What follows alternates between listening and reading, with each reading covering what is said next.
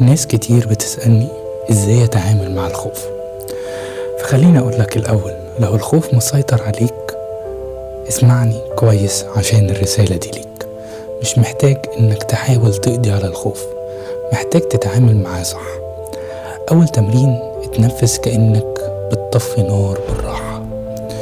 اول ما تحس بالخوف خد نفس بطيء 4 عدات،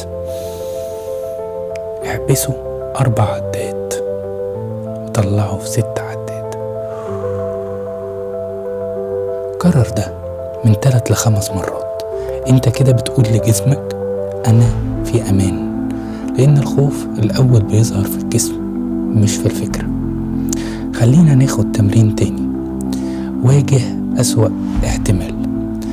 خد ورقة وقلم وبعدين اسأل ايه اسوأ حاجة ممكن تحصل لي، او ايه اسوأ حاجة ممكن تحصل، ولو حصلت هتتصرف ازاي.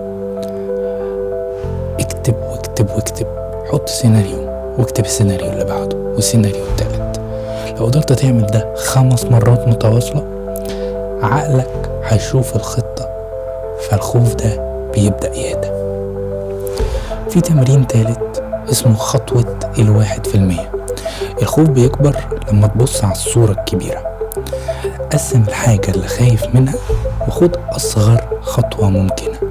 أول خطوة مش تعمل المشروع كله، بس تكتب أول سطر. مش تغير حياتك كلها، بس تعمل مكالمة واحدة. الحركة الصغيرة